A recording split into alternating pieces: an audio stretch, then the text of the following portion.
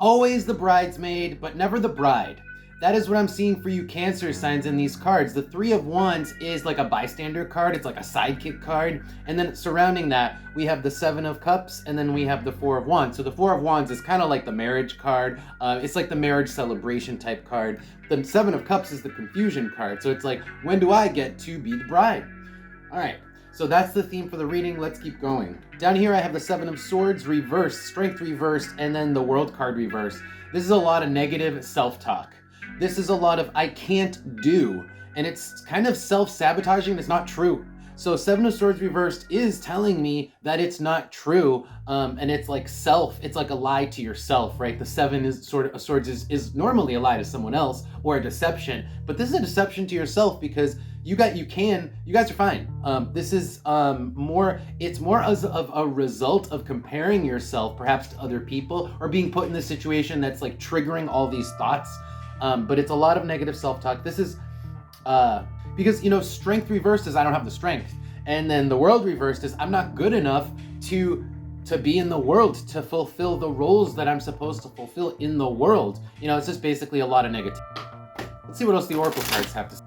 Okay, so the first card is the Wall reversed. That is what? Vulnerability. You guys are feeling vulnerable, and it's because of these two cards beside it, because other people are so fun, uninhibited. You're seeing everyone else doing well and everyone else having a great time and being successful around you with Leo and the number 6, and it's making you're comparing yourself to them. It's making you feel vulnerable, and again, it's invoking all that negative self-talk from before. And then on the bottom card, you have Scorpio. Scorpio is, in this case, it's beating yourself up. Scorpio is beating yourself up, and then the number 5, it is like almost like yelling at yourself. And again, I really think it's just because you're comparing your long-term success with other people. Like, what is success? Maybe you think that success means what person A and person B has that you don't, right? Well, maybe success, just as like a little bit of insight from a personal perspective, success is personal, right? Everyone has an idea of success and a scenario that is the perfect form of success, and each person's gonna look different, all right? So I feel like just comparing yourself to other people is just gonna lead you down a road of beating yourself up. Let's pull advice. So Queen of Cups and Ace of Swords for advice is to take a second to really look at your situation and assess your situation. You're not seeing it clearly because Ace of Swords it's reversed. So you are not seeing things, and you need to pause for a minute. You need to really reflect, because Queen of Cups is reflection on what? The Nine of Cups. The Nine of Cups is what you do have. If you reflect on what you do have, you'll see that you are successful. It's just that you may not be successful in these very specific areas that you're comparing yourself to these other people. But you do have a lot. You have plenty, and you have wish fulfillment in your life, because that's what the Nine of Cups stands for also, is wish fulfillment. So you guys have like plenty. You guys have cool, good stuff in your life. You guys have a good life.